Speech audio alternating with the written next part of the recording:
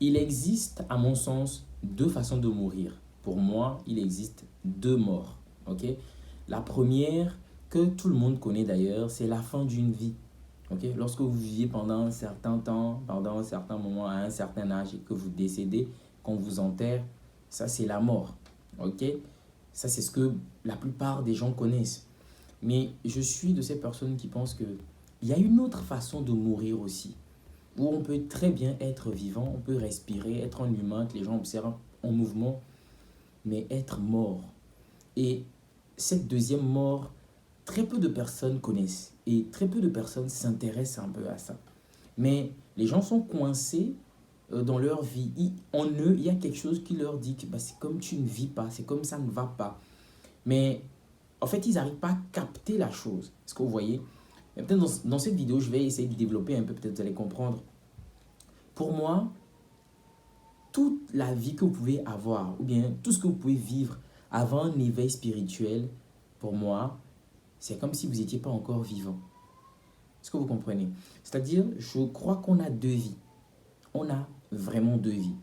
Une première vie où on vit comme tout le monde d'ailleurs. Ok, on est chill, on profite. On ne sait même pas pourquoi on fait des choses. On ne sait pas pourquoi on vit. Pour moi, c'est aussi, en tout cas comparé à la deuxième vie, c'est une façon d'être mort. Parce que le jour où vous avez l'éveil, le jour où vous êtes illuminé, tout change en fait. C'est-à-dire, la perception que vous avez même de la vie et de vous-même, des gens, est complètement différente. C'est comme une sorte de sagesse supérieure, de lumière qui vous guide. Alors, je ne dis pas que dans cette deuxième vie, les choses sont, je ne sais pas, simples, faciles ou agréables. C'est même très pesant, je ne vous le cache pas. Les défis de l'autre côté, dans cette nouvelle vie, elles sont vraiment énormes, ok? Toutefois, ça vaut le coup de creuser, ok? De creuser.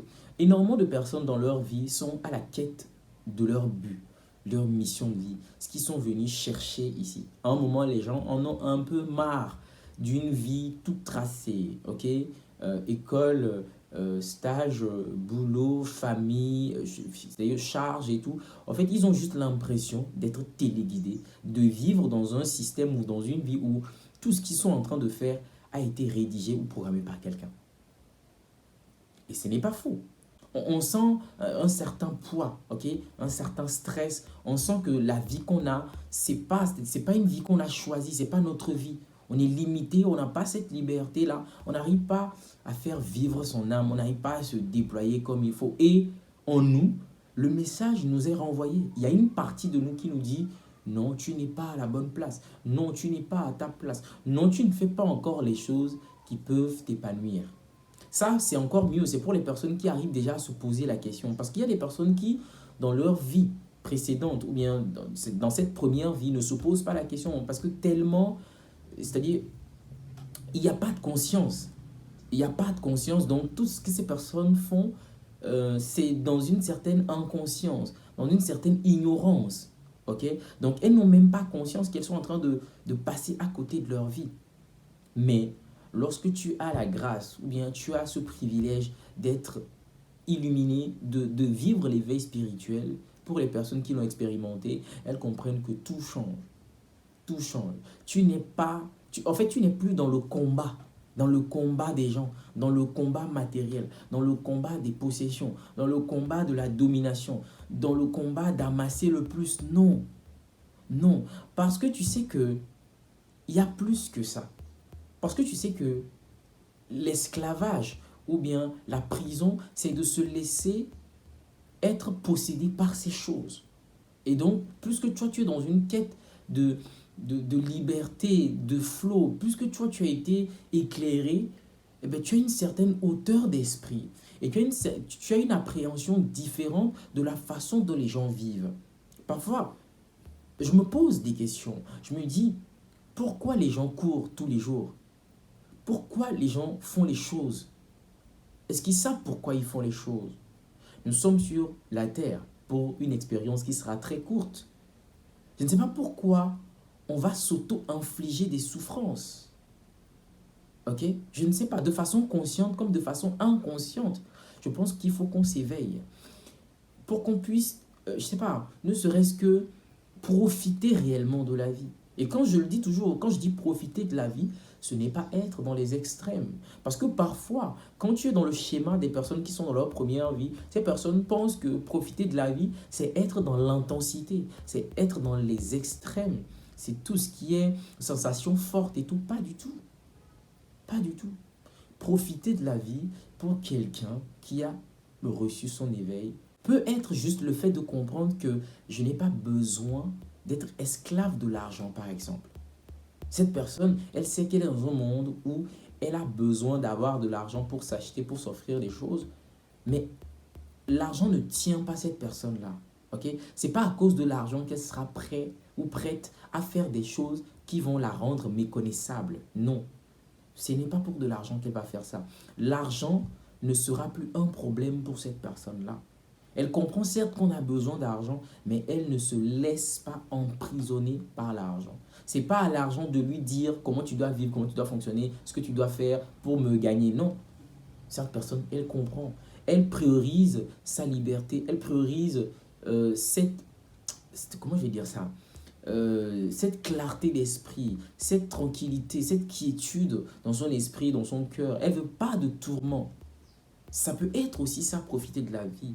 Profiter de la vie peut être aussi pour cette personne une compréhension profonde d'elle-même. Bah oui, ok. Ça peut être aussi une compréhension profonde du monde dans lequel elle vit, de ce qu'elle pense d'elle-même. Et ce qui lui permet peut-être d'avoir un rapport sain avec les autres, d'avoir un rapport sain avec les choses, la nature et tout ce qui l'entoure. Ok? Cette deuxième vie, beaucoup, malheureusement, je crois, n'auront pas le privilège de l'expérimenter. Pourquoi? Parce que nous ne sommes pas dans un monde qui favorise l'éveil. Nous sommes dans un monde matériel. Nous sommes dans un monde de concurrence. Nous sommes dans un monde de compétition. Et quand on abrite ces genres je sais pas, de croyances ou bien de façon de voir les choses, c'est très, très, très, très difficile d'arriver à, à cette deuxième vie-là. La deuxième vie exige de nous de lâcher prise, de ne plus courir, ok, de ne plus courir sans savoir pourquoi on court, de ne plus suivre les gens, de ne plus faire les choses parce qu'on voit les autres faire les choses. Non, c'est une vie qui nous exhorte à nous poser des questions. L'éveil va suivre les questions que vous posez. Lorsqu'à un moment de votre vie, vous commencez par poser la question, dans quoi est-ce que je suis? Pourquoi est-ce que je fais les choses? Pourquoi est-ce que je cours? Est-ce que le schéma qu'on m'a donné, est-ce que le schéma que j'ai là, est-ce que c'est le bon schéma? Est-ce que c'est comme ça que je dois vivre? Est-ce que c'est ce que je veux? Du jour au lendemain, peut-être je vais quitter cette terre, je ne vais plus vivre. Et qu'est-ce que j'ai réalisé? Comment est-ce que j'ai profité? Ou j'ai juste fait les choses pour les gens, j'ai juste été dans le combat des gens, j'ai toujours fait les choses pour être dans du plaisir. Ok? Exactement. Voilà la différence. Dans la première vie, les gens font les choses pour du plaisir. Le plaisir de la chair. Ce qu'on peut... le goût. Les gens font les choses pour ça. Mais dans la deuxième vie, les gens font les choses beaucoup plus pour de la joie qui est interne, pour le bonheur, pour l'épanouissement. Ça n'a rien à voir avec... C'est pas parce que je vais prendre une bière que je serai heureux. Non, pas du tout. C'est pas parce que je vais me gaver, je vais aller, je sais pas, comment on dit ça même? À des soirées, barbecue, tout ça. Je vais avec plein de femmes, de l'alcool. C'est pas parce que je vais faire ces choses tous les week-ends que je serai heureux dans ma vie. Non, ça c'est des plaisirs de la vie. Mais je peux être dans un état de conscience tous les jours qui me gratifie. Oui, je peux avoir ce privilège de comprendre les choses d'une façon différente qui me permet de ne plus courir dans ma vie, de ne plus subir la vie, de ne plus avoir ce poids du quotidien où je réfléchis, où je stresse constamment. Est-ce que je vais pouvoir faire ci? Est-ce que je... Non, non, non, non, non. Non. Je pars d'un principe que je partage avec vous aujourd'hui, c'est qu'il y a deux morts. Une première mort que tout le monde connaît, ok, qui nous attend tous, qui est, voilà, que à la fin de tes jours, tu vas mourir, tu respires plus, on t'enterre, bam, c'est fini. La deuxième mort, c'est cette mort où on est vivant, certes, mais notre âme ne vit pas. Ok? Combien sont ces personnes-là qui, croyez-moi, sont vivantes, mais sont mortes de l'intérieur? Mortes de l'intérieur parce qu'elles font un boulot dans lequel elles ne trouvent pas de sens, elles sont dans des relations qui ne les font pas vivre, genre, elles ne pratiquent pas leur passion, rien du tout. elles sont nombreuses. Nombreuses. Des personnes qui sont comme des automates, comme des robots qui ne font qu'exécuter. Les amis, nous sommes dotés de grands pouvoirs. Nous avons le pouvoir de faire plus que ça. La première vie, on ne peut pas l'esquiver parce que pour les plus chanceux, ça va dépendre de l'environnement, l'entourage que vous avez eu. Mais la majorité d'entre nous, nous allons tous connaître cette période-là, cette mort-là, où on fait les choses sans savoir pourquoi on fait les choses. Ok? Mais c'est possible de switcher à cette deuxième vie, ok?